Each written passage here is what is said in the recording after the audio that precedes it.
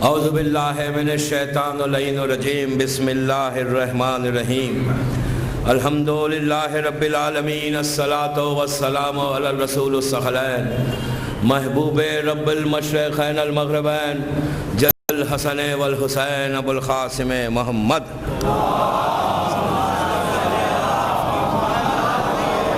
وعلی بیتہ طیبین الطاہرین المعصومین المظلومین بسم اللہ الرحمن الرحیم ان الدین عند اللہ الاسلام. صلوات پڑھے محمد.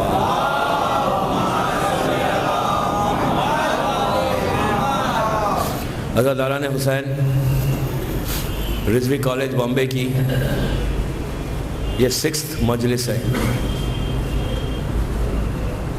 اس آیے مبارک کے عنوان پر کہ جو مسلسل پہلی محرم سے آپ کی خدمت میں معروضے کر رہا ہوں کہ ہاؤ ٹو پریزنٹ اسلام ان 21st سینچری، کہ ہم اپنے اس مذہب کو، اس دین کو کہ جو اللہ کا فیوریٹ ریلیجن ہے، اس کو ہم دنیا کے سامنے کیسے پریزنٹ کریں آج کے اس دور میں، کہ جو دور، جو زمانہ بے انتہا ظلم کا زمانہ ہے، اور اسلام کا امیج ڈے بائی ڈے اتنا خراب ہو رہا ہے کہ آج ہی ایک برادر مومن نے یہ بھی کہا، افسوس کی بات ہے سنتے ہوئے، کہ اسلام کا امیج کا یہ عالم ہو گیا کہ شہر میں لوگ گھر نہیں دیتے اگر ان کو پتہ چل جائے کہ یہ مسلمان ہیں. کتنا امیج خراب ہوا. دوسرے جتنے مذہب ہیں مائنورٹیز کے، وہ بھی ہمارے ساتھ ہیں، ہم بھی مائنورٹیز میں ہیں، لیکن کسی اور مذہب کے ساتھ یہ کیوں نہیں ہوتا؟ آپ کے ریلیجن کے ساتھ کیوں ہو رہا ہے؟ جو میری ٹاپک ہے، جو میرا مقصد ہے، وہ یہی ہے کہ ہم اپنے اس امیج کو بڑھائیں. جو صورت خراب ہو گئی ہے نا، اسے چھوڑے نہیں. اگر کوئی دھبا آ گیا ہے، کوئی سپاٹ آ گیا ہے، تو ہم اس کو صاف کریں لوگوں کے ذہنوں سے. اس لیے کہ آپ سب کو پتا ہے کہ آپ کا مذہب، آپ کا ریلیجن یہ سپاٹ لیس ہے، اس میں کوئی داغ نہیں ہے. یہ کیسے ہو سکتا کوئی داغ کہ جو اللہ کا اتنا پسندیدہ مذہب ہے؟ اب آپ انصاف سے بتائیے کہ اگر ہمارے بچوں کے خدا نخواستہ کوئی ایسا بات ہو جائے، کوئی ایسا سپاٹ آ جائے، کوئی دھبا آ جائے ان کے دامن پر، ان کے جسم کے اوپر، تو ماں باپ کیا کریں گے؟ چھوڑ دیں گے یہ کہہ کر کے کہ ہم کیا کریں؟ آپ ہی دیکھ لیں، بیٹے کو بولیں گے یا بیٹی کو بولیں گے کہ اب ہم کچھ نہیں کر سکتے، سوری، جو کرنا ہے آپ کر لیں. کوئی ماں، کوئی باپ اپنی اولاد کو اس طرح نہیں چھوڑتی. اگر کوئی سپاٹ آ جائے اس کے جسم پہ، اس کے بلڈ میں، ہزاروں روپے، ہزاروں ڈالر خرچ کریں گے، کوشش کریں گے کہ وہ پوائنٹ کلیئر ہو جائے، کوئی نقصان اسے نہیں پہنچے. اس طرح اگنورنٹ بن کر نہیں گزاریں گے زندگی، بلکہ اپنی ماں اور باپ پوری کوشش کر کے یہی کوشش کرے گی کہ یہ دھبا نکلے جسم سے.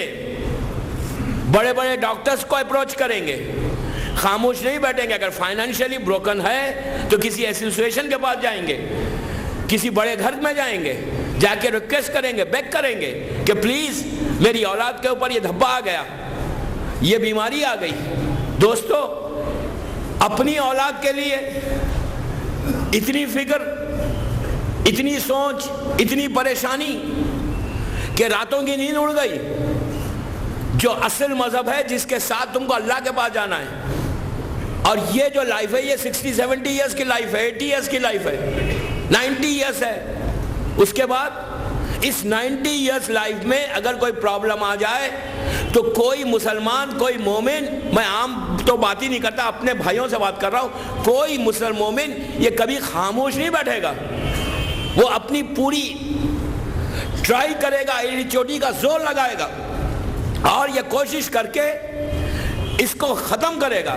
آج اسلام پہ دھبا آ گیا, آج اسلام پریشان ہے, آج اسلام کا امیج خراب ہو گیا. تو ہم بامبے میں اسی طرح بیٹھ کر 1 گھنٹہ رضوی کالج میں بیٹھ کے مجلس سن کے چلے جائیں, سوچے نہیں کہ ہم کو کیا کرنا ہے. گھر جا کے اپنے بزنس میں, اپنے کاروبار میں, اپنے اہل و عیال کے ساتھ, اپنی فیملی کے ساتھ مصروف ہو جائیں.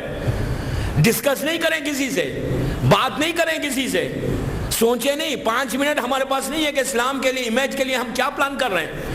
جب ڈرائنگ رومز میں کسی کے پاس بیٹھتے ہیں نا, جب ڈرائنگ روم ٹاک ہوتی ہے نا, یا ڈائننگ ٹیبل پہ بیٹھ کے ہم بچوں کے ساتھ بیٹھتے ہیں نا, تو کم از کم بچوں سے ڈسکس کرو, ڈسکس کرو. دوستو, ڈسکشن سے کئی چیزیں کھل جاتی ہیں, جو چھپی ہوئی چیزیں ہیں نا وہ سامنے آ جاتی ہے. ڈسکشن سے کئی چیزوں کے لیے انسان آگے بڑھنے لگتا ہے.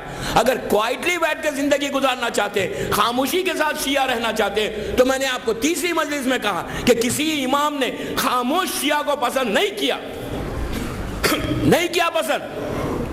ہمیشہ امام نے اسی کو پسند کیا کہ جس نے کچھ ایکشن کیا. ایکشن, اسلام نیڈز ایکشن نہ خالی بیٹھ کر یہ سمجھ جائیں کہ ہم نے عبادت کر لی, ہم اپنے آپ کو دیکھ رہے ہیں, ہمارا گھر تو برابر چل رہا ہے, ہمارا دین تو برابر چل رہا ہے. نو, اسلام میں سیلفشنس نہیں ہے.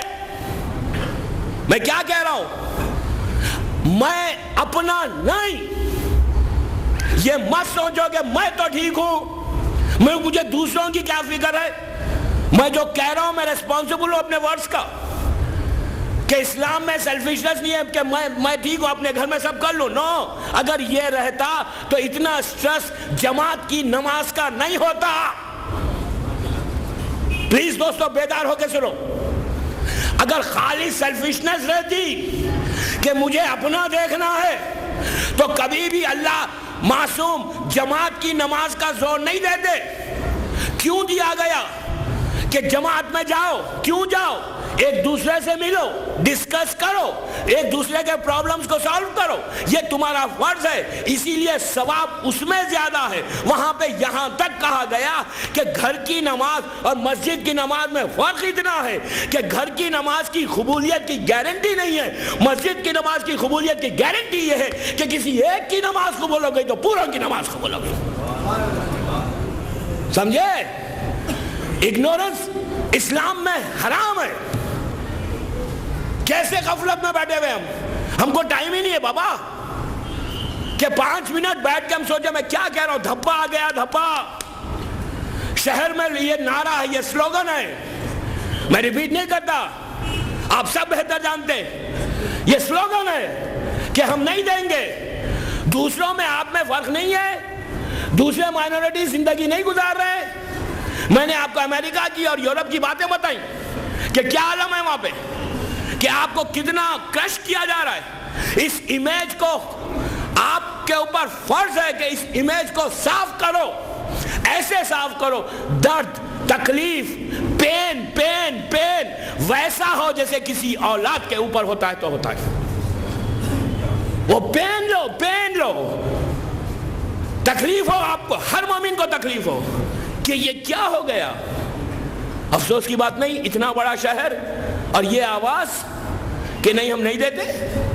بہرحال دوستو, اس کے اوپر زور دینا ہر شیعہ کا کام ہے. صلوات پڑھے محمد وآل محمد.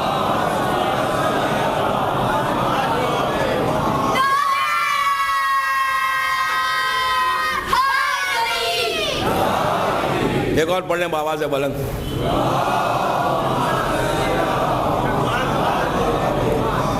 اس لیے کہ اگر امیج خراب ہوتا جائے گا تو ایک سٹیج ایسا آ جائے گا کہ کوئی کلمہ نہیں پڑھے گا اور ہم ذمہ دار ہو جائیں گے.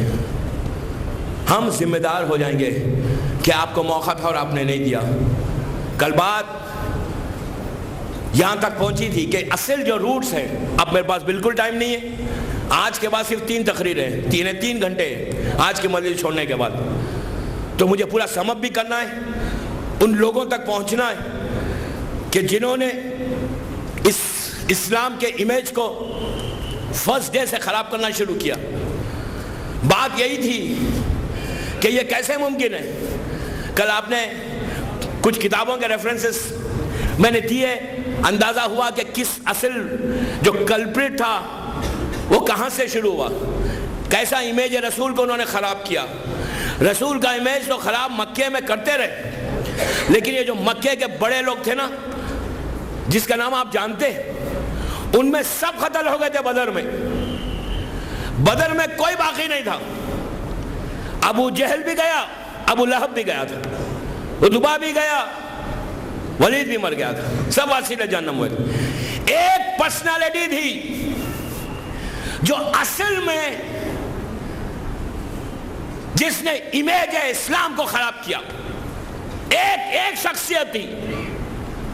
یہ وہ شخصیت ہے دوستوں، میں ممبر سے ذمہ داری سے کہہ رہا ہوں، کہ جس کی پوری فیملی نے اسلام کا وہ نقصان پہنچایا کہ زیارت عاشورہ اٹھا کر دیکھو کہ زیارت عاشورہ میں اس کی پوری فیملی کے اوپر نام کے ساتھ لعنت ہے۔ اب آپ پڑھیں گے عاشورہ کے دن زیارت، اور پڑھ کر دیکھیں کہ کیا کہہ رہا ہے اللہ، کتنی لعنت ہے، 100 ٹائمز، 1000 ٹائم۔ کیا میں نام نہیں لیتا، آپ بہتر سمجھتے کہ کون سی فیملی کی میں بات کر رہا ہوں۔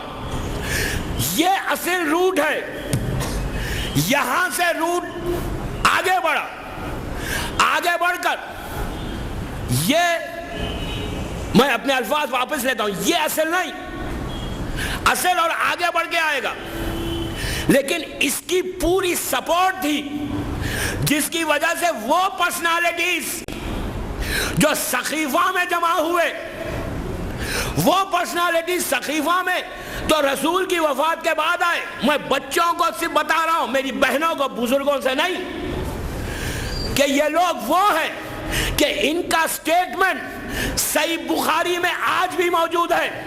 میں آپ کو آج ایک بات کلیئر کر دوں کہ میں کسی کتاب کے خلاف نہیں بول رہا ہوں۔ صحیح بخاری عام مسلمانوں کے پاس بڑی ریسپیکٹڈ بک ہے، تو ہمارے پاس بھی ریسپیکٹڈ بک ہے، ہم ریسپیکٹ سب کی کرتے ہیں بابا، لیکن جو اس بک کے اندر ہے اس سے آپ ڈینائی بھی نہیں کر سکتے۔ ڈینائی کیسا کریں گے آپ؟ جو لکھا ہوا ہے وہ میں پڑھ رہا ہوں۔ اب اگر کسی کو تکلیف ہوتی ہے، مجھے افسوس یہ کہ صحیح بخاری پڑھنے سے لوگوں کو تکلیف ہو رہی، حیرت کی بات نہیں ہے۔ صحیح بخاری میں کیا تکلیف ہے بھائی؟ جو ہسٹری کی کتاب ہے، جو مارکیٹ میں اویلیبل ہے، وہ میں پڑھ رہا ہوں۔ تو صحیح بخاری میں اس شخصیت کا سٹیٹمنٹ ہے، سٹیٹمنٹ جو اصل روٹ تھی، روٹ میں آج بتاؤں گا کہ وہ روٹ کیا تھی۔ تو بدر میں جنگ نہیں پڑھ رہا ہوں، بدر جب ختم ہوئی تو پورے مکے میں ماتم ہوا، اس لیے کہ they were expecting کہ جائیں گے اور مسلمانوں کو یوں ختم کر دیں گے۔ میں جو بچوں سے کہہ رہا ہوں نا، کچھ بالکل خالی ہاتھ ہو نا تم لوگ، تمہارے پاس کچھ نہیں ہے نا، تم صرف ارادہ کرو، تم ارادہ کرو، تم ایک قدم آگے بڑھو، جسٹ ایک سٹیپ آگے بڑھو۔ اس کے بعد دیکھو مدد کیسے ہوتی ہے۔ پوری جنگ بدر آپ کے سامنے ایگزامپل ہے، کچھ نہیں تھا، 10,000 کے سامنے گئے تو اللہ نے پوری مدد بھیج کے ان کو کامیابی دی۔ ایک سٹیپ بھی آگے بڑھے، تو بچوں آج ایک سٹیپ آگے بڑھو۔ جب یہ ختم ہوا، پورے مکے میں ماتم ہوا، تب یہ جو بہت بڑا پولیٹیشن تھا، اس نے کہا یہ تو بڑا پرابلم ہو گیا، اب تو ہم کو بدلہ لینا ہی لینا ہے۔ پھر اس نے آرمی کو کلیکٹ کیا۔ مجھے صرف وہ سٹیٹمنٹ تک پہنچنا ہے آپ کو بتانے کے لیے کہ روٹ کیا، جڑ کون تھی، اس کا سٹیٹمنٹ کیا تھا۔ وہ سٹیٹمنٹ میری پوری مجلس کا میسیج ہوگا۔ میری بات آج کلیئر ہوگی کہ جو روٹ ہے، روٹ جو آج 1400 سال کے بعد اسلام کی یہ شکل ہوتی گئی اور آج اسٹیج پہ پہنچے، اصل وہ تھا وہاں سے اس نے جو بگاڑنا شروع کیا. اب کل 3 دن میں بتاؤں گا کہ کس کس سینچری میں کیسے کیسے دور سے اسلام گزرتے ہوئے آج 1429 ہجری تک پہنچا. تو 1429 ہجری تک ان لوگوں نے امیج کو ہر دور میں, ہر زمانے میں, ہر دن, میں تو کہوں گا ایوری ڈے, ایوری سیکنڈ ان کا مشن یہ تھا کہ امیج اسلام کو ختم کرو. لیکن اللہ اگر بچانا چاہے, اللہ کسی کو بچانا چاہے تو کتنا ہی کوشش کر لے, اس کا امیج خراب ہو گیا, ہمارا امیج بچ گیا. صلوات پڑھے محمد والے محمد.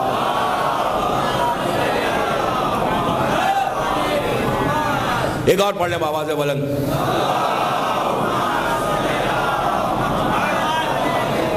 اس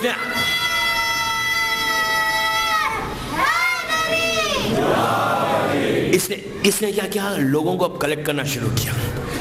اس لیے کہ اس کے جتنے ساتھی تھے, پلیز غور سے سنیں, امپورٹنٹ سپیچ ہے, جتنے ساتھی تھے سب ختم ہو گئے تھے. بڑے بڑے جتنے تھے, میں نے نام لیا, ابو جہل جیسی شخصیت, ابو لہب جیسی شخصیت, یہ سب ختم ہو گئے تھے, سب واسطے جہنم ہو گئے تھے. انہی کی باڈیز کو کنویں میں ڈال کے رسول نے کہا تھا, انہی کی باڈیز کو ڈال کے کہا تھا. میں جو کہتا تھا وہ سچ نہیں ہے, انہی کی باڈیز تھی وہ. بہرحال جب یہ سب ختم ہو گئے, یہ اکیلے رہ گیا. اس نے پھر آرمی کو جمع کیا, آرمی کو جمع کر کے سیکرٹ طریقے سے مدینے تک پہنچ گیا. جب مدینہ پہنچا, اور آپ کو پتا ہے, آپ نے مدینے کی زیارت کی, اللہ ہم کو پھر نصیب ہو انشاءاللہ. مدینہ منورہ سے احد جو ہے وہ 4 یا 5 کلومیٹر ہے. خبر رسول سے احد کا پہاڑ جہاں جناب حمزہ کی خبر مبارک ہے, وہ 5 کلومیٹر سے کتنا قریب آیا, 5 کلومیٹر قریب. اچھا آج ایک بات آپ کو بتا دوں کہ اس وقت جو مدینہ تھا نا, آج جتنی مسجد نبوی ہے نا, پوری مسجد نبوی ہے, پورا جو مسجد نبوی ہے آج, اس وقت 1400 ایئرز پہلے اتنا مدینہ تھا بس. آج مسجد اس سٹائل سے بنائی گئی کہ 1400 سال پہلے جتنی آبادی مدینے میں تھی اسی کے اوپر مسجد ہے. تو آج جتنی بڑی مسجد نبوی آپ کو دیکھیں گی, کافی بڑی مسجد ہے, اتنی ہی آبادی, اتنا ہی پاپولیشن اس وقت مدینے میں تھا. تو مسجد نبوی سے احد کا پہاڑ صرف 5-6 کلومیٹر سے زیادہ نہیں ہے, سٹی کے اندر ہی اب تو آ گیا. تو یہ اتنا قریب آ گیا آرمی کو لے کے پہنچا. اللہ کے رسول کو پتا چلا کہ اتنی بڑی آرمی آئی ہے, تو اور بدر اور احد میں 1 سال کا بھی فرق نہیں, 1 ہجری کا کچھ مہینوں کا فرق ہے, 7-8 مہینے, 7-8 منتھس میں یہ پوری, یہ جو تھا بندہ, یہ عجیب شخصیت تھی, عجیب فیملی ہے یہ لے کے پہنچا. جب پہنچا اور اللہ کے رسول کو پتا چلا, تو آپ نے پوری ایک آرمی کو لے کے وہاں پہنچے. پہنچنے سے پہلے آج بھی اگر آپ کو مدینہ یاد ہے, احد یاد ہے, تو آج بھی 2 پہاڑ ہے وہاں, دونوں کے درمیان جناب حمزہ کے روضے کے بالکل سامنے کا جو حصہ ہے, وہاں 2 پہاڑ, اب تو چھوٹے ہو گئے, جب بڑے تھے. وہ ایک راستہ تھا مکے کے لیے, مکے سے پیچھے سے لوگ آتے تھے. تو اللہ کے رسول نے کیا کیا, وہاں پہ 90 یا بعض روایتوں میں 100 ہے, 100 آدمی کی آرمی, پلیز غور سے سنیں, 100 جوان سمجھے آپ, 100 آرمی کے جو میرینز ہیں ان کو لا کے کھڑا کر دیا. اور یہ کہا, سنو رسول کے جملے سنو, صحیح بخاری صحیح مسلم کے جملے. اللہ کے رسول نے 100 مسلمانوں کو وہاں پہ ٹھہرا, وہ اس مورچے کے اوپر, مورچے پہ ٹھہرا کہ ایک جملہ کہا, یہ کہا کہ اگر ہم جنگ جیتے یا جنگ ہارے, جنگ جیتے اسلام یا جنگ ہار جائے, تم اس مورچے سے نہیں ہٹنا. ویری ویری کلیئر میسج کہ ہم کو وکٹری ہو یا ہم کو ڈیفیٹ ہو, تم اس مورچے کو نہیں چھوڑو گے.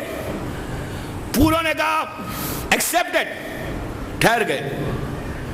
جنگ ہوئی, جنگ میں ان کو شکست ہوئی, مسلمان بھاگ, کافر بھاگا, وہ پرسنالٹی بھی بھاگی, دور ہو گئی. اب مال غنیمت, جو مال ان کے پاس دولت تھی, اس کو جو مسلمان نیچے تھے ان لوگوں نے لینا شروع کیا. جیسے لینا شروع کیا, مال کو دیکھا, اوپر سے 100 آدمیوں نے منہ میں پانی آ گیا, کہا کہ ہمارا مال تو جا رہا ہے بابا, ہم کو تو شیر ہی نہیں ملے گا. جبکہ یہ پتا نہیں کہ اللہ کے رسول کا آرڈر کیا ہے. رسول نے کہا کہ وکٹری یا ڈیفیٹ تم اس مورچے سے نہیں ہٹو گے۔ ان لوگوں نے جب اس مال کو دیکھا، جب پانی آیا تو انہوں نے 88 مسلمان مورچے کو چھوڑ کے نیچے آ گئے۔ آج لوگ یہ کہتے ہیں، مسلمان یہ کہتا ہے کہ اگر غدیر میں رسول نے علی کا اعلان کیا تھا تو مسلمانوں نے کیوں نہیں ایکسپٹ کیا؟ جب رسول نے کہہ دیا تھا تو یہ کیسے پاسبل ہے کہ مسلمان ایکسپٹ نہیں کریں گے؟ عزیزو، رسول کی زندگی میں 88% مسلمان بیدار ہو جائیں، 88% مسلمان رسول کی بات کا انکار کرے، رسول کی بات کو ایکسپٹ نہیں کرے اور مورچہ چھوڑ دے۔ یہ تو رسول کی آنکھ بند ہو گئی تھی، اب کیا تھا؟ اب کیا تھا؟ اب آئے یہ لوگ نیچے، جیسے نیچے آئے پھر یہ دشمن نے پیچھے سے آ کے حملہ کیا۔ جب حملہ کیا تو اس طرح حملہ کیا کہ مسلمان شکست کھانے لگا، ڈیفیٹ کھانے لگا۔ رسول اللہ کے دانت ٹوٹ گئے، رسول اللہ کو انہوں نے گھیر لیا اور گھیر کے شہید کرنے کے لیے تلواریں لے کے آ گئے۔ رسول زخمی ہو گیا، پورے مسلمان بھاگ گئے، میدان کو چھوڑ دیا۔ ایک شخصیت تھی، صرف علی تھے کہ جو ایسی تلوار چلا رہے تھے، کبھی ان کو بھی مار رہے تھے، کبھی رسول کی جان بھی بچا رہے تھے۔ وہ ایک مولا تھے کہ اکیلے پورے میدان میں اکیلا علی لڑ رہا تھا، ایسا لڑ رہا تھا کہ اس وقت لڑتے ہوئے تلوار بھی ٹوٹی۔ تلوار جب ٹوٹی تو نیزے سے بچاتے ہوئے رسول کے پاس آئے اور آگے کہا تلوار ٹوٹتی ہے۔ وہ مشہور واقعہ، اسی وقت ذوالفقار بھی آسمان سے آئی تھی، پہلی مرتبہ زمین کے اوپر۔ تو دوستو، جب یہ چلے گئے اور رسول علی نے جتوا دی جنگ، ہاری بھی جنگ جیت گئے، رسول نے پوچھا یا علی تم کیوں نہیں چلے گئے چھوڑ کے؟ جب سب مسلمان چلے گئے، سنیں گے جملہ کیا کہا؟ یہ ایک جملہ پورا میسیج ہے ان کے ایمان کا۔ علی نے کہا یا رسول اللہ، ایمان کے بعد کیا کفر اختیار کر لیتا؟ آپ سمجھے؟ آپ سمجھے کہ مسلمان کب رہے گا؟ اگر آپ ان کو مسلمان کہتے ہیں تو آپ کہیں۔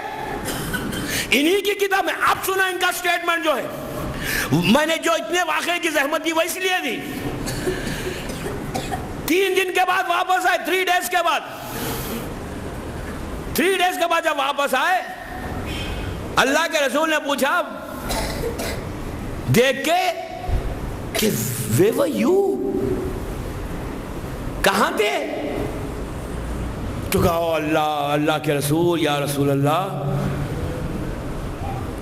ہم نے یہ سنا تھا کہ آپ شہید ہو گئے، اس لیے کہ ایک آواز بلند ہوئی تھی کہ رسول مارا گیا۔ رسول اللہ نے کہا تمہیں پتہ تھی وہ کس کی آواز ہے؟ تو کہا ہمیں پتہ نہیں۔ تو کہا وہ شیطان کی آواز تھی۔ ارے جو شیطان کی اور رسول کی آواز میں تمیز نہ کرے وہ خلیفہ کیسے؟ نہیں، جسے پتہ ہی نہیں کہ شیطان کون ہے اور وہ خلیفہ کیسے بنے گا؟ ہوا کہ اب سنو سٹیٹمنٹ، ریئل سٹیٹمنٹ جو ان کے ایمان کو ڈکلیئر کر رہا ہے۔ جنگ احد مدینے میں ہوئی، انہوں نے اسلام کو قبول کیا مکے میں، مکے کی پوری لائف۔ جنگ احد جب ہوئی تو 2 ہجری تھی، 2 ہجری تھی۔ وہاں پہ انہیں لگ بھگ 12-13 برس، لگ بھگ 13 ایئرس رسول کے ساتھ صبح شام گزار رہے ہیں، رسول کے پیچھے نماز پڑھ رہے ہیں، رسول کے ساتھ کھانا کھا رہے ہیں۔ 13 ایئرس کے بعد رسول سے کہتے ہیں پلٹ کے کہ یا رسول اللہ، جب وہ آواز ہم نے سنی کہ آپ شہید ہو گئے تو ہم نے کہا کہ اب فائدہ کیا ہے اسلام میں رہ کر، واپس اپنے دین پہ جائیں گے۔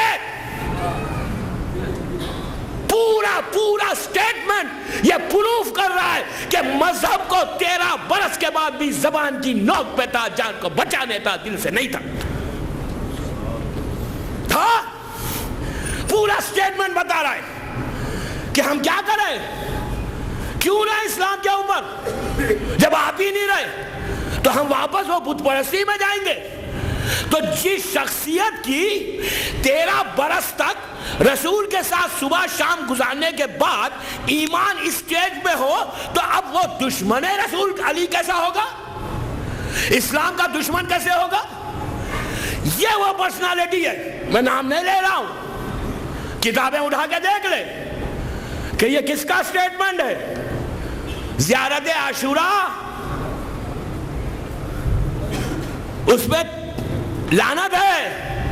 عاشوراء میں نام نہیں لیا تو میں بھی نہیں لیتا. آپ عاشوراء پڑھ لیں، عاشوراء میں ان کا پورا بتایا گیا کون کون کون. اب آپ سمجھے کتنے لیا میں نے نام. صلوات پڑھے محمد والے.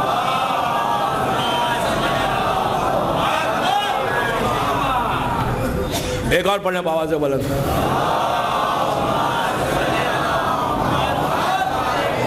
آپ نے سنا؟ یہ وہ شخصیت تھی. احد میں جناب حمزہ کی شہادت ہوتی ہے. اب آپ دیکھیں کہ یہ تو یہاں کی شخصیت اسلام کی تھی، اسلام میں رہ کے کر رہے تھے. وہ کون پرسنالٹی ہے کہ جو لے کے آیا تھا، جس کی فیملی پہ لانا تھا عاشوراء میں؟ اس کی وائف، بچوں کو پتا چلے کہ یہ فیملی کون سی ہے. اس کی وائف نے میسج، مووی دیکھیں آپ، ڈاکیومنٹری فلم، وہ اس میں اس نے بتایا ہے کہ اس کی وائف نے جناب حمزہ کو شہید کروایا اپنے غلام کے ذریعے پیچھے سے. اس کے بعد اتنی دشمنی تھی حمزہ سے کہ یہ وہ ظالم ہے، عورت ہے، عورت، وہ ظالم عورت تھی اس کی وائف. اس نے جا کے سینے کو چیرا، جگر لیور کو نکالنا چاہا، منہ میں رکھنا چاہا، را لیور کو. تو اللہ نے پکار کے کہا، اللہ کا رسول کہتا ہے کہ اللہ نے اس لیور کو اتنا سخت کر دیا تھا اس کے لیے کہ وہ اس کو چوئی کر نہیں سکی، چبا نہیں سکی. یہ وہ عورت، یہ ہسبینڈ اینڈ وائف اور وہ پرسنالٹی، یہ تین تھے. اس کے بعد اب ان کا جواب سنیں. کیوں میں نے کیوں کہا یہ اصل روٹ ہے؟ اب سنو، اصل روٹ اس لیے ہے کہ جب رسول کی وفات ہوئی تو یہ مکے والی پرسنالٹی ہسبینڈ اینڈ وائف، انہوں نے فتح مکہ پہ اسلام کو تو قبول کیا. میں فتح مکہ کل بتاؤں گا کہ کیسے اسلام کو ایکسپٹ کیا. لیکن آج رسول کی وفات کے بعد اس شخصیت کا سٹیٹمنٹ سنو، جس کے اوپر زیارت عاشوراء میں قیامت تک لعنت ہے. اس پرسنالٹی کا سٹیٹمنٹ، رسول اللہ وفات ہوئی 3 days کے اندر نہج البلاغہ کے خطبوں میں مولا نے اس کا ریفرنس بھی دیا ہے. 3 دن کے اندر یہ آتا ہے مدینے، اس لیے کہ یہ اسلام ظاہری طور پہ ایکسپٹ کر لیا تھا. آتا ہے مدینے میں، دیکھتا ہے کہ علی کے ہاتھ میں حکومت نہیں ہے، حکومت کہیں اور چلی گئی. یہ دل میں تو بہت خوش ہوا، لیکن یہ پہنچا علی کے گھر پہ، دروازے کو ناک کرتا ہے. ناک کر کے یہ کہتا ہے کہ میں اندر آ سکتا ہوں؟ علی نے اس کی صورت دیکھی اور کہا کہ کم ان. وہ آیا اندر، علی نے بٹھایا، بیٹھتا ہے سامنے. یہ مکے کا لیڈر تھا، مکے کا سردار تھا. اس نے 13 ایئرز تک رسول کو اذیتیں پہنچانے میں سب سے پہلے سر فہرست اس کا نام ہے، اس کی وائف اور یہ. اس کے بعد بدر میں یہ تھا، احد میں اس کی وائف نے حمزہ کو اس طرح شہید کیا. یہ اب آیا، آ کے رسول سے، علی سے کہتا ہے کہ یا علی، میں تمہارے گھر آیا ہوں، اور یا علی آپ مدینے میں ہیں. اس کے جملے سنیں، آپ مدینے میں ہیں اور ایک پست لو قبیلے کا آدمی بعد حاکم بن گیا، آپ خاموش بیٹھے ہوئے. علی نے کہا کہ میں کیا کروں؟ پلٹ کے کہتا ہے یا علی تم موت سے ڈر گئے؟ اتنی جلدی موت سے ڈر گئے؟ جیسے یہ کہا، نہج البلاغہ میں مولا کے خطبے کا وہ جملہ ہے، علی نے پلٹ کر اس کے چہرے کو دیکھ کے کہا سن، ابو طالب کا بیٹا موت سے اتنا مانوس ہے جیسے بچہ ماں کی چھاتی سے مانوس ہوتا ہے. جملہ سنے علی کا، کہا ابو طالب کا بیٹا موت سے ایسے مانوس ہے جیسے ماں کی چھاتی سے بچہ مانوس ہوتا ہے۔ اس کے بعد اس نے کہا یا علی اگر آپ چاہیں تو میں مدینے کی گلیوں میں پوری آرمی کو لا کے کھڑا کر دوں گا، سواروں کو لا کے کھڑا کر دوں گا، you just give me a permission کہ میں آپ ایک آرڈر کرے کہ میں آپ کو آ کے پورے مدینے میں جانوروں کو بھر دوں گا، آرمی کو بھر دوں گا۔ مولا کا خطبہ ہے، خطبہ شقشقیہ، میں نام لے رہا ہوں خطبے کا، نہج البلاغہ میں اگر نہیں ہے تو نہج الاسرار میں ہوگا، خطبہ شقشقیہ۔ اس خطبے کو اٹھا کر دیکھو، اس کے بعد علی کا جو خطبہ ہے، علی نے عجیب انداز سے خطبہ ارشاد فرماتے ہوئے کہا کہ دنیا یہ چاہتی تھی کہ میں تلوار نکالوں، علی دیکھ رہا تھا اس کی میراث لٹ رہی تھی، علی دیکھ رہا تھا اس کی میراث لٹ رہی تھی۔ دنیا چاہتی تھی کہ علی تلوار نکالے، جنگ ہو، بچے شہید ہو جائیں، اسلام ہمیشہ کے لیے ختم ہو جائے۔ ابو سفیان آ کے کہتا ہے یا علی تم آرڈر کرو، علی میں پوری آرمی کو لا کے پورے مدینے میں بھر دوں گا۔ عزیزو اس کا سوال دیکھو، اس کا سوال دیکھو، اس کا آفر دیکھو، آفر کتنا اچھا آفر ہے۔ آج اگر دنیا کہے کہ اتنا اچھا آفر کو علی نے ڈینائی کر دیا، نو، علی نے پلٹ کے جو جملہ کہا، آج کی چھٹی مجلس کا میسیج ہے دوستو پورے مسلمانوں کے لیے، پورے مومنین کے لیے، کہ علی چاہتا کیا ہے جب اس نے کہا کہ میں آرمی کو لا کے آپ کو سپورٹ کروں گا، میں سپورٹ دوں گا آپ کو، اور پوری آپ کی خلافت، آپ کی حکومت، آپ کو خلیفہ بنا دوں گا، آپ جسٹ آرڈر کریں۔ علی نے سر کو اٹھا کے کہا ابو سفیان تو اسلام کا ہمدرد کب سے ہو گیا؟ تو اسلام کا ویل وشر کب سے ہو گیا؟ علی کا یہ جملہ ہسٹری میں موجود ہے، علی کا یہ جملہ بتا رہا ہے کہ یہ اسلام کا ویل وشر نہیں تھا، آفر اس کی طرف سے آیا کہ I'm going to help you, just give me an order۔ علی نے کہا تو ویل وشر کب سے ہو گیا؟ Get out from my house، نکل جاؤ میرے گھر سے۔ یہ مولا کا جملہ ہے،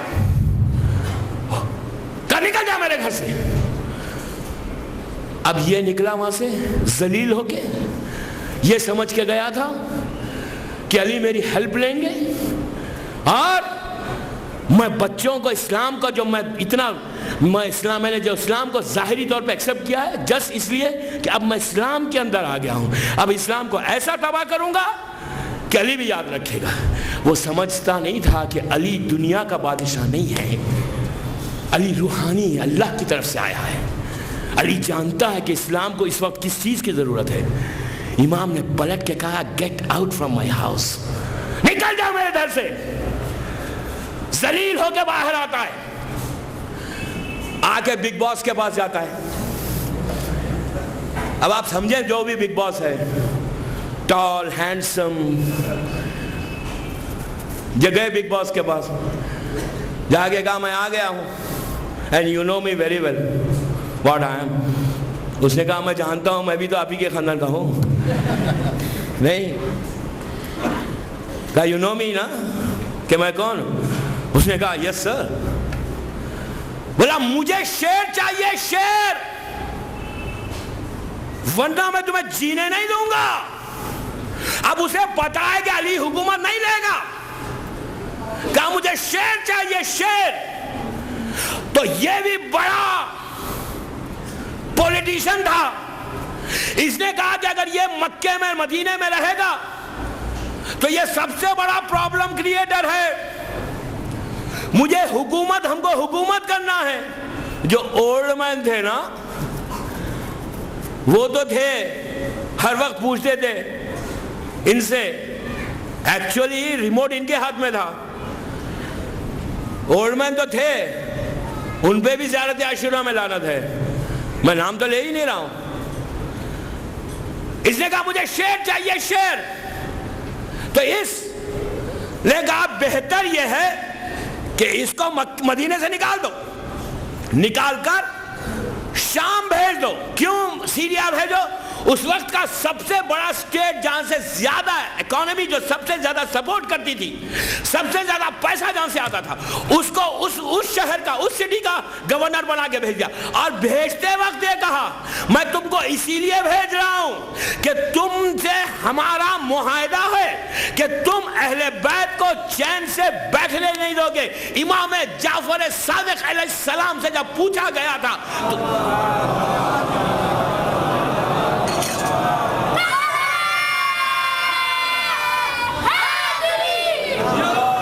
جب مولا سے پوچھا گیا تھا تو امام نے یہ جملہ کہا تھا کہ یہ خاندان سے معاہدہ ہوا تھا ان کا, جس کی وجہ سے انہوں نے ہم کو وہ نقصان پہنچایا کہ اسلام جو ابتدائی زمانے میں تھا, بالکل انیشیل سٹیج میں تھا, اس کو تباہ کرنے میں دو خاندان ہیں. ایک یہ پرسنالٹی تھی, یہ لوگ تھے, اور یہ خاندان تھا کہ جس کی فیملی نے اسلام کو اتنا نقصان پہنچایا کہ آج جو اسلام اس سٹیج پہ ہے, اب میں کل سے ڈیٹیل بتاتے جاؤں گا کہ کس کس صدی میں, کس کس سنچری میں ان کا ظلم کیا تھا, ان کا انٹینشن کیا تھا. ان کا تو انٹینشن یہ تھا کہ فرسٹ ڈے اسلام ختم ہو جائے. علی کے پاس آئے تھے یہ آفر کرنے, اور علی نے جب انکار کیا شکست ہوئی. جب تو بچے بچ گئے, امام بچ گئے, اسلام بچ گیا. لیکن اب انہوں نے کہا کہ ایسے نہیں, اب ہم اسلام کے اندر رہ کر اسلام کو وہ نقصان پہنچائیں گے کہ اسلام بھی یاد رکھے گا. اور وہی ہوا. یہ گورنرشپ لیتے ہیں, پیرالل گورنمنٹ چلنے لگی, سیریا کی اور مدینہ کی حکومت چل رہی تھی. لیکن دوستو, آپ نے مولا کے اس جملے کو سنا, سن کے آپ نے میسج کیا لیا؟ علی کا یہ جملہ کہ تو اسلام کا ویل وشر کب سے ہو گیا, اسلام کا ہمدرد کب سے ہو گیا, علی نے یہ کیوں کہا؟ میرا سوال اتنے بڑے مجمع سے کہ ظاہری طور پہ, پلیز ظاہری طور پہ بڑا اچھا آفر تھا یہ تو کہ حکومت مل رہی ہے علی کو. علی نے ڈینائی کیوں کیا؟ کیوں کیا؟ اتنا اچھا آفر کوئی دیتا ہے کہ میں ہیلپ کر کے تم کو حکومت واپس دلاؤں گا, تو علی کو چاہیے تھا کہ فوراً اس سے کہتے تھینک یو, اس وقت ان لوگوں نے میرا ساتھ چھوڑ دیا, اگر تو آرمی لائے گا اور مجھے ہیلپ کرے گا تو میں حکومت مل جائے گی میرے کو. علی نے ڈینائی کیوں کیا؟ آج بھی دشمن اسلام کو اسلام کی صورت بنا کر اسی طرح آ کر اگر اچھے آفر دے تو آپ انٹینشن دیکھو پہلے. میں کیا کہہ رہا ہوں دوستو, پلیز بیدار ہو. کبھی بھی دوستو یاد رکھو, بامبے میں کوئی آ کے اگر اچھا آفر دے اسلام کی ہیلپ کے لیے تو پہلے آپ دیکھیں کہ آپ اس کا انٹینشن کیا ہے. اگر انٹینشن اچھا ہے تو ایکسپٹ اٹ, انٹینشن اچھا نہیں ہے, اگر آپ کو کوئی ڈاؤٹ ہے تو اس کو اپنے پاس سے ہٹا دو. اس لیے کہ آج شیطان دشمن اسلام میں رہ کر آپ کے اسلام کو خراب کرنا چاہے, اسلام کے امیج کو خراب کرے گا, آپ کو اچھے آفرز دے گا. جب کوئی آفر دے تو آپ اس کا انٹینشن دیکھیں, انٹینشن اچھا ہے تو ایکسپٹ اٹ, انٹینشن اس کا خراب لگ رہا ہے تو کبھی مت ایکسپٹ کرو. اس لیے کہ آج کے دور میں آج جو سب سے بڑا حملہ دشمن اسلام کا ہے وہ یہی کہ اسلام کے اندر آ جاؤ. اس لیے کہ آپ کے سامنے پوری تاریخ ہے آج کی 1429 ہجری کی. بڑے بڑے لوگ جو ہے ذرا نگاہوں کو اٹھا کر دیکھو کہ بڑے بڑے لوگ ہیں, اسلام کا ڈریس ہے, اسلام کا لباس ہے, لیکن ملینز آف ڈالر ایکسپورٹ کر رہے ہیں, اپنے عقیدے کو ایکسپورٹ کر رہے ہیں, ملینز آف ڈالر لوگوں کو ہیلپ کر رہے ہیں, سپورٹ کر رہے ہیں, صرف یہ کہہ کر کہ تم اسلام کے اندر ہو, تم اسلام کو ایسا پریچ کرو کہ اسلام ہمیشہ کے لیے خراب ہوتا جائے.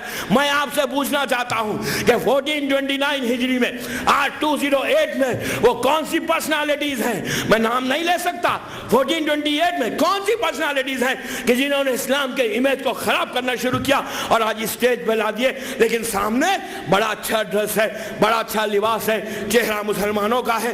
علی کا جملہ ہے نہج الاسرار کے خطبے میں کہ خارجیوں کے تقوی نے اسلام کو سب سے زیادہ نقصان پہنچایا. کیا جملہ ہے مولا کا کہ خارجیوں کے تقوی نے اسلام کو سب سے زیادہ نقصان پہنچایا. کبھی بھی صورت میں مت جاؤ, کبھی بھی ڈریس میں مت جاؤ, لباس میں مت جاؤ. امام کا جملہ عابد بالگرامی کا نہیں, مولا کا خطبہ ہے, اس میں کہا کہ خارجیوں کے تخوے نے اسلام کو سب سے زیادہ نقصان پہنچا ہے. یہ خارجی کون ہے؟ آج جتنے ہیں وہی نسل ہے, وہی جنریشن ہے کہ جو دشمن ہے اہل بیت, اسلام کو ختم کر دو. لیکن دوستو ایک چیز یاد رکھو پلیز, جتنی طاقتیں آ جائیں ڈرو مت, گھبراؤ مت, فکر مت کرو. تم اکیلے نہیں ہو. میں بچوں سے یہی کہہ رہا ہوں, میری بہنوں سے میں یہی کہہ رہا ہوں کہ they are not alone, اکیلے نہیں ہیں وہ لوگ. جب بھی وقت آیا اور اسلام کی صورت بگڑی, ہر صدی میں ایک شخصیت آگے بڑھی, لوگ آگے بڑھے, ذمہ داری سمجھی, ریسپانسبلٹی سمجھی, سمجھ کے اکیلے آدمی آگے بڑھ کر پوری بڑی طاقت سے ٹکرایا. میرا پورے مجمع سے ہزاروں کی تعداد میں یہ مجمع سن رہا ہے مجھے, ان پورے مجمع سے میں چیلنج کے ساتھ کہہ رہا ہوں, ذرا سا 20 سال پیچھے چلے جاؤ,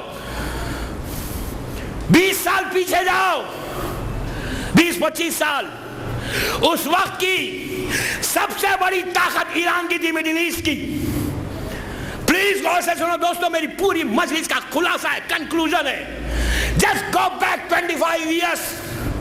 اس وقت مڈل ایسٹ کی سب سے بڑی طاقت کا نام شاہ آف ایران تھا, کہ پورا مڈل ایسٹ جس سے ڈرے, جس کے پاس دولت ہے, طاقت ہے, دنیا کے بگ پاور جس کو سپورٹ کر رہے ہیں, پوری بڑی طاقت بیٹھ کر حکومت کر رہی ہے.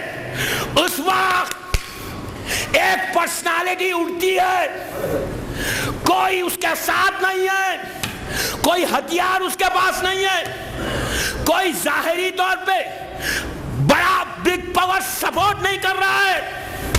ایک پرسنالٹی نے ارادہ کیا, دعا کی کہ مولا ظالم کو ہٹا کر دین اسلام کا امیج جو اس ملک میں خراب ہو گیا تھا, کہ جہاں پردہ نہیں تھا, شراب عام تھی, گناہ کبیرہ عام ہو رہا تھا, اس کا ایک انٹینشن کہ میں آگے بڑھوں گا, خالی ہاتھ اٹھا. لوگوں نے کہا کہ مر جاؤ گے, ختم ہو جاؤ گے, اتنی بڑی طاقت سے کیسے لڑو گے جس کو پوری دنیا سپورٹ کر رہی ہے. لیکن دوستو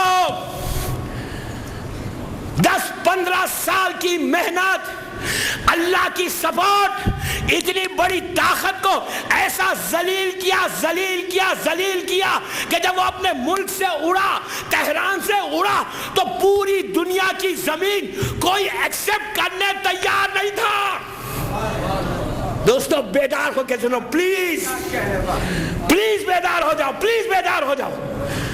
اکیلا آدمی پوری دنیا میں بڑے بڑے ملکوں نے ایکسپٹ کرنا چھوڑ دیا. پاناما میں جا کے رکا, پاناما میں چھوٹے سے آئی لینڈ میں.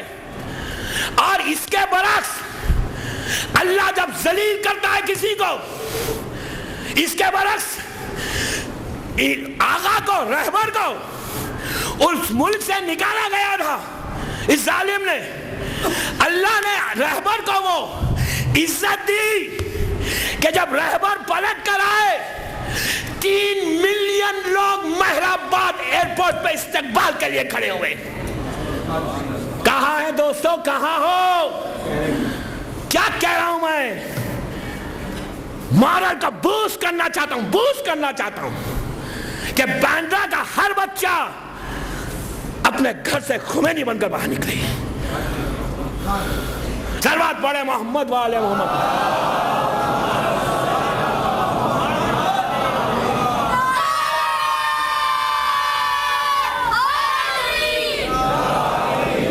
ایک اور پڑھ لیں صلوات.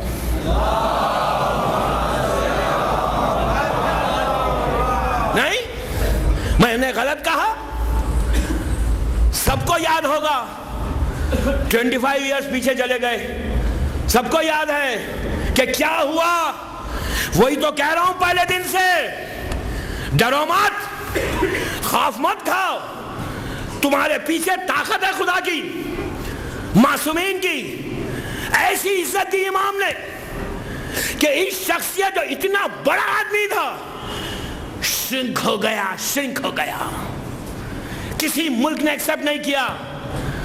بعد میں فیس سیونگ کے لیے بڑے پون نے اپنی جو اولاد ہر طرف پھیلی ہوئی ہے، میں کیا کروں دوستو، بیدار ہو جاؤ پلیز، جو ہر طرف پھیلی ہوئی ہے، ایک بیٹے سے کہا بابا رکھ لے پلیز، تو اس نے رکھ لیا، وہی مر گیا، وہ گمنامی میں چلا گیا. نام کس کا باقی ہے؟ کس کا نام باقی ہے آج؟ بامبے کے مومنین، میں آپ سے پوچھ رہا ہوں کہ آپ اپنے نام کو باقی رکھنا چاہتے ہو؟ اس لیے کہ وعدہ اللہ کا ہے، معصوم کا وعدہ ہے کہ تم اسلام کے لیے جان دو گے تو تمہارے نام کو باقی رکھنا ہمارا کام ہے، ہمارا کام ہے. آج بنی امیہ اور بنی عباس کے حکمرانوں کے نام نہیں ہے. میں ممبر سے چیلنج کے ساتھ اتنے بڑے مجمع کو پوچھ رہا ہوں، بتاؤ کب بنی امیہ کے حاکم کی خبر؟ کل پرسوں ترسوں آئے گی بات، ڈیٹیل میں جا کے بتاؤں گا، رہبر کے بارے میں بھی بتاؤں گا. میرا کیا کروں، بامبے میں وقت ہی نہیں رہتا. 50 منٹ یہیں ہو گئے، اور آج یہاں پر مہندی بھی ہے انشاءاللہ. مجلس کے بعد اور بات یہاں ایک روک کے بھی ہے، اور کہہ دوں کہ میں ان مومنین کا شکر گزار ہوں کہ اللہ کا شکر ہے، اس سال 5واں سال ہے میرا رضوی کالج میں، 5th ایئر ہے الحمدللہ.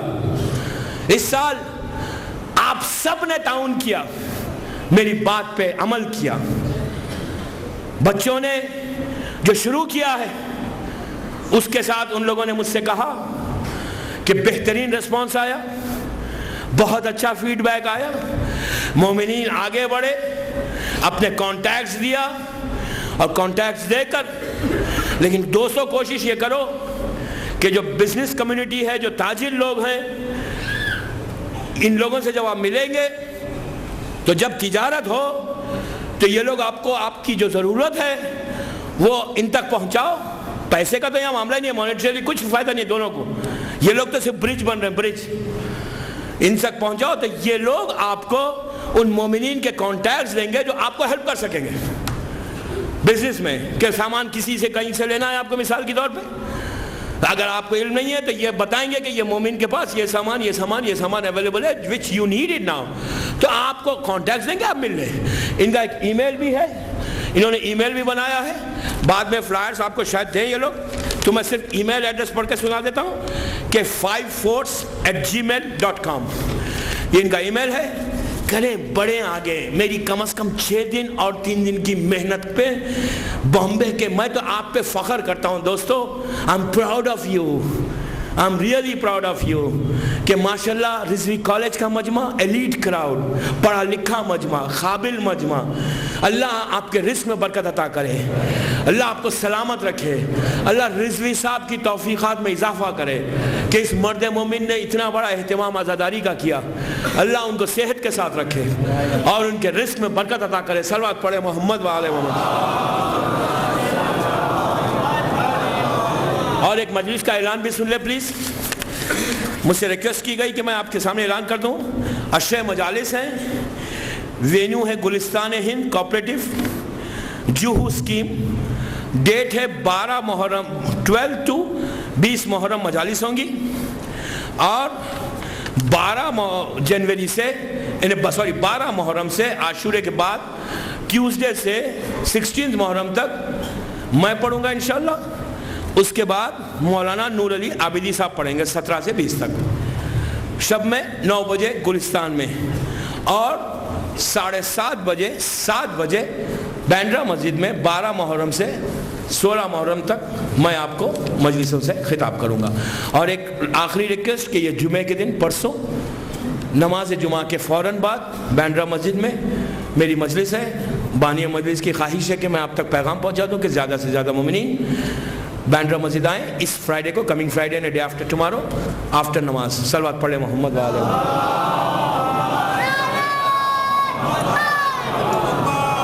ایک اور پڑھ لیں صلوات پلیز.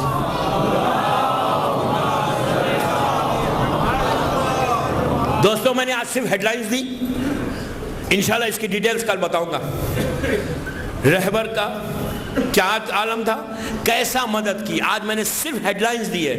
کل میں ڈیٹیل میں جاؤں گا کہ کام کرنے سے اللہ عزت کیا دیتا ہے, کام کرنے سے تمہاری زندگی کتنی بڑھتی ہے, کام کرنے سے تمہاری پریشانیاں کتنی دور ہوتی ہیں. اسلام کے لیے صرف آگے بڑھو, کچھ بھی نہیں ہے نا, نو پرابلم, کچھ نہیں ہے, خالی ہاتھ آگے بڑھو, دل میں جذبے کو پیدا کرو بس. اللہ مسبب الاسباب ہے, وہ خود اسباب کو پیدا کرے گا, اسباب کو پیدا کر کے ویوز کو پیدا کر کے آپ کو اس منزل تک لے جائیں گا. اگر آپ کی نیت صاف ہے تو then don't worry, انشاءاللہ باندرا میں, بامبے میں ہر گھر سے رہبر انقلاب نکلے انشاءاللہ. صلوات پڑھ لیں محمد وآل محمد. ورنہ دوستو زندگی کا کوئی فائدہ نہیں ہے. 60, 70, 80 ایئرس کے بعد ایسا ختم ہو گیا, ایسا چلے جاؤ گے کہ کوئی فاتحہ پڑھنے والا نہیں رہے گا. یاد رکھیں, کوئی ایک فاتحہ پڑھنے والا نہیں رہتا. ایسے میرے پاس واقعات ہیں, I can prove you کہ بڑی بڑی پرسنالٹیز چلی گئیں, کوئی ایک فاتحہ پڑھنے والا نہیں ہے, کوئی پوچھنے والا نہیں ہے, کوئی نام لینے والا نہیں ہے. لیکن اگر آپ نے دین کے لیے, اسلام کے لیے کچھ کیا تو آپ کا نام ہمیشہ زندہ رہے گا تا ظہور امام انشاءاللہ. کریں کریں پلیز کریں. میں بچوں اور میری بہنیں یہ آگے بڑھ جائیں تو میرا مقصد پورا ہو گیا. اور آج کی رات وہ قیامت کی رات ہے کہ کل کی صبح جب پہلی مرتبہ پانی کو دیکھنا تو حسین کی پیاس کو ضرور یاد کرنا. کل 7 محرم کی صبح ہے,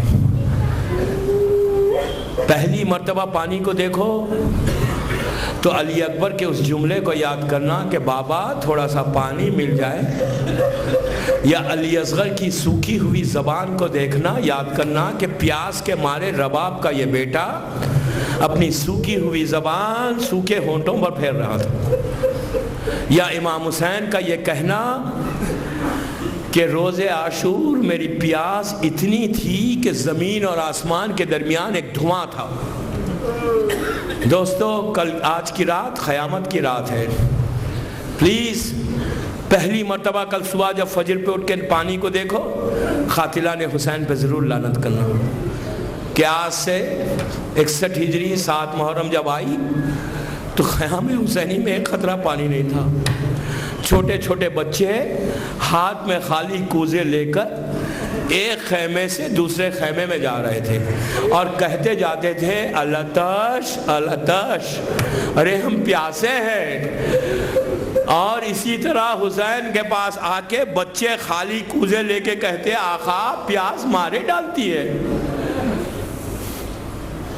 کربلا اللہ ہم کو زیارت نصیب ہو انشاءاللہ.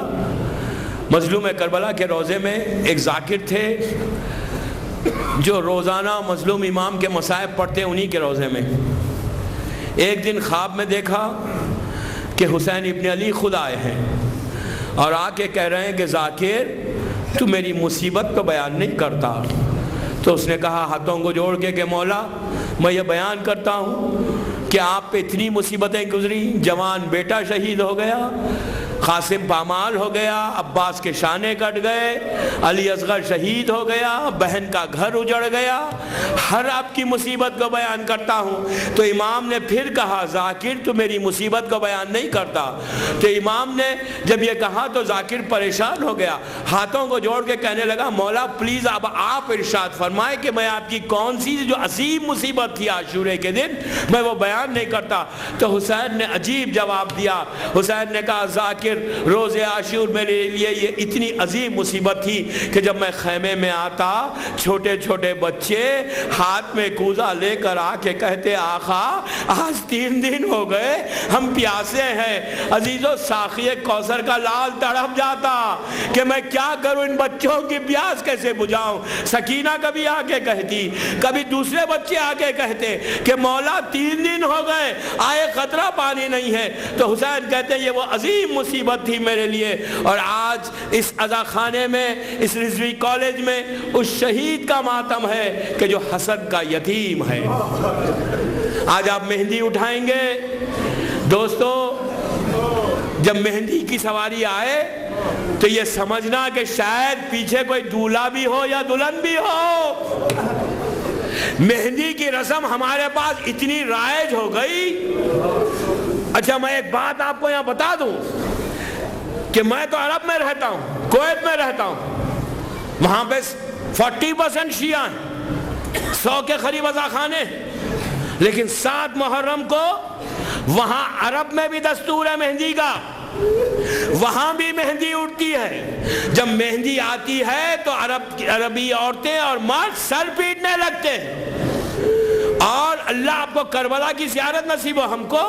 آج جب خیام گاہ میں حسین کے جائیں گے تو حسین کے خیمے کے بالکل پہلو میں ایک خیمہ ہے، وہاں جانے کے بعد اندازہ ہوتا ہے کہ یہ کسی دولہے کا خیمہ ہے، اتنے سیرے لٹکے ہوئے ہیں۔ تو بتایا جاتا ہے کہ یہاں حسن کے یتیم جو کربلا کا دولہا تھا، عزیزو یہ ایسا دولہا تھا کہ دولہا بھی پیاسا تھا، دلہن بھی پیاسی تھی۔ مہندی کا ایک واقعہ سناؤ آپ کو اندازہ ہو کہ یہ رسم شہزادی کونین کو کتنا پسند ہے۔ میں ممبر سے کہہ رہا ہوں، ممبر سے۔ حیدرآباد میں ایک مجلس ہوتی ہے 7 محرم کو۔ آپ کسی بھی جب بھی اگر محرم میں اتفاق ہو حیدرآباد جانے دکن کا تو آپ کو پتا چلے گا کہ دن میں 1 بجے وہاں ایک مجلس ہوتی ہے، مہندی کی مجلس۔ آج سے 60-70 سال پرانی مجلس ہے۔ مہندی قاسم کی ہے، مجلس شہزادے قاسم کی ہوتی ہے، ہزاروں کی تعداد میں پورے شہر امن پڑتا ہے۔ لیکن شہزادے نے اس بانی مجلس کو، جو مجلس کرواتا تھا، اس کو وہ عزت دی کہ اس بانی مجلس کا نام عباس تھا۔ تو شہزادے نے اتنی عزت دی کہ آج قاسم کی مہندی کی مجلس مشہور نہیں ہے، یہ کہتے ہیں کہ عباس صاحب کی مہندی ہے۔ دیکھیں کہ عزت اس در سے، اس گھر سے کیا ملتی ہے کہ تم آگے بڑھو ہم عزت دیں گے۔ دوستو وہ مجلس آج سے 60 ایئرز پہلے مولانا علی نقی نجفی صاحب پڑھا کرتے تھے۔ ان کے پوتے خود عالم تھے، انہوں نے خود اس ممبر سے کہا، میں نے خود سنا 80s میں اپنے کانوں سے ان کا جملہ یہ کہ مولانا علی نقی صاحب، یہ پارٹیشن سے پہلے کی بات ہے، بہت بڑے جید عالم تھے، وہ یہ مہندی کی مجلس پڑھتے تھے۔ آپ دیکھیں کہ کیا ہے حسین سے وابستگی، حسین سے کوئی چیز کا مل جانا، رسم ہو جانا۔ اگر بیوی کو پسند آ جائے، حسین کو پسند آ جائے تو پھر اعتراض مت کرو۔ حسین کے معاملے میں زبان مت کھولو، خاموش رہو، نہیں معلوم تو خاموش رہو۔ وہ عالم دین کہتے ہیں کہ یہ مہندی کی جب مجلس آئی، بیمار ہو گئے تھے میرے گرینڈ فادر، شدید بیمار ہو گئے تھے اور مجلس میں نہیں جا سک رہے تھے پڑھنے، لیٹ گئے۔ اس وقت پہ مجلس کے وقت سے کچھ دیر پہلے کہتے ہیں کہ خواب میں سید ہیں، نجفی ہیں، نقوی سید ہیں، خواب میں دیکھا کہ شہزادی کونین آئی ہیں، بی بی فاطمہ الزہرا پردے میں ملبوس، اور آ کے ایک ہی جملہ کہہ رہی ہیں کہ علی نقی تو میرے بچے کی مہندی نہیں پڑھے گا، علی نقی تو میرے بچے کی مہندی کی مجلس نہیں پڑھے گا۔ یہ کہتے ہیں کہ اٹھ گیا، یہ صاحب امامہ تھے، اور آ کے انہوں نے مجلس میں کچھ نہیں پڑھا، صرف خواب پڑھ کے اتر گئے، کوہرام مچ گیا۔ حسن کے لیے کلال ہے، قاسم کا بڑا حق ہے، اتنا حق ہے قاسم کا کہ 13 برس کا سن ہے، ایسا زخموں سے چور ہو کے شہید ہو گیا کہ کربلا کے شہیدوں میں کوئی زندگی میں پامال نہیں ہوا جیسا قاسم پامال ہو گیا۔ دوسرے شہید امام حسین کو شہادت کے بعد لوگوں نے پامال کیا، لیکن حسن کا یتیم زندگی میں پامال ہو گیا۔ بڑی خواہش تھی جنگ کرنے کی۔ شب عاشور جب حسین فہرست سنا رہے تھے، ایک ایک کا نام لے رہے تھے، تو اس وقت رکے حسین، قاسم کھڑا ہو گیا، ہاتھوں کو جوڑ کے کہنے لگا چچا کل کیا میرا نام نہیں ہے؟ امام نے کہا میرے لال کل کے دن موت تمہارے لیے کیسی ہے؟ تو پلٹ کے کہا چچا کل کے دن موت شہد سے زیادہ میٹھی ہے۔ تو امام نے کہا قاسم تمہارا نام بھی ہے، تمہارے بھائی علی اصغر کا نام ہے، بس علی اصغر کا نام سننا تھا۔ حسن کا خون رگوں میں دوڑنے لگا، پلٹ کے کہا چچا کیا یہ دشمن خیموں تک آ جائیں گے؟ میں کہوں شہزادے آہستہ کہیے، کہیں 11 محرم کو زینب نہ یاد کرے کہ قاسم تم کو گوارا نہیں تھا، آ کے دیکھو خیمے جل رہے۔ اسی طرح پرسا دیں، آپ کی آوازیں بلند ہو گئی، خدا آپ کو کسی غم میں نہ رلائے سوائے غم حسین کے۔ عزیزو مہندی اٹھے نا تو دیکھو شاید اس مہندی کے پیچھے کربلا کا دولہا چلا۔ میں ہاتھوں کو جوڑ کے شہزادے کی بارگاہ میں یہی کہوں کہ شہزادے آج اتنے آزادار آپ کا پرسا دینے آئے ہیں۔ رات ڈھلی، صبح سے ایک ایک کی شہادت ہوئی۔ جب انہوں محمد شہید ہو گئے تو ام فروہ نے کہا میرے لال ابھی تک میدان میں گئے نہیں؟ تو شہزادے نے کہا کہ اماں کیسے جاؤں؟ جب جا کے چچا سے کہتا ہوں تو یہی کہتے ہیں کہ تم میرے بھائی کی نشانی ہو، میں تمہیں اجازت کیسے دوں؟ تو بی بی نے کہا میرے لال بابا کی اس وصیت کو یاد کرو، تمہارے بازو ایک تعویذ ہے، اس تعویذ کو کھولو۔ عزیزو تعویذ کھولی گئی، یہ تعویذ نہیں تھی، ایک بھائی کا خط تھا دوسرے بھائی کے نام۔ خط کو دیکھا، دوڑتے ہوئے حسین کے پاس آئے، خط کو دیا۔ حسین نے بھائی کی خط کو دیکھا، بھائی کی رائٹنگ کو دیکھا، بھائی کی محبت یاد آئی، بھائی کا زمانہ یاد آیا۔ حسن نے لکھا تھا کہ بھیا حسین روز عاشور میں نہیں رہوں گا، میری طرف سے قاسم کو اجازت دے دو۔ اسی طرح پرسا دے، اسی طرح پرسا دے۔ حسین نے قاسم کا ہاتھ تھاما، خیمے میں آئے، زینب سے کہا کہ کبرا کو لے کر آؤ۔ یہ حسین کے گھر کی عجیب شادی ہے کہ دولہا بھی پیاسا، دلہن بھی پیاسی، سارے باراتی پیاسے تھے۔ عزیزو یہ دنیا کا دستور ہے کہ جب شادی کے نکاح کے بعد دولہے سے بغل گیر ہوتے ہیں، گلے ملتے ہیں، لیکن کربلا کے دولہے سے گلے نہ ملنا، اس کا جسم پامال ہو گیا۔ شہزادہ وہیں بیٹھا ہوا تھا، دشمن کی آواز آئی، حسن کا یتیم تلوار ٹیک کے اٹھا۔ جب جا رہے تھے تو درے خیمہ پہ ام فروہ نے روکا، ماں نے روک کے کہا میرے لال قریب آ۔ جب قاسم قریب آ گئے تو کہا بیٹا روز محشر فاطمہ کو صورت بتانا ہے، میدان میں جانا تو واپس نہیں آنا۔ شہزادے کو عباس نے سوار کیا، حسن کا یتیم ہے، حسن کو پرسا دے۔ شہزادہ میدان میں آیا، قاسم کی یادگار جنگ ہے۔ عمر سعد نے ارزق سے کہا کہ جا، اور قاسم کے مقابلے میں اتنا بڑا پہلوان تھا، اس نے کہا میں نہیں جاتا، میں اپنے ایک بیٹے کو بھیج دیتا ہوں۔ وہ سمجھ نہیں رہا تھا کہ قاسم کیا ہے۔ جب اس کا بیٹا آیا، شہزادے نے اس سے واصل جہنم کیا۔ دوسرا بیٹا آیا، پھر واصل جہنم کیا۔ اسی طرح ارزق کے 7 بیٹے تھے، ایک ایک کر کے آتے گئے، قاسم نے واصل جہنم کرتا گیا۔ جب 7 کے 7 جہنم میں چلے گئے تو ارزق جو باپ تھا اس کی آنکھوں میں خون اتر آیا، وہ گھوڑے پہ بیٹھ گیا، کہا میں اپنے بیٹوں کا بدلہ لوں گا۔ یہ کہہ کر جب میدان میں آیا تو عباس قاسم کے استاد تھے، عباس میدان میں آ گئے۔ میدان میں آ کے کہا قاسم گھبرانا نہیں، بیٹا خوب جنگ کرنا۔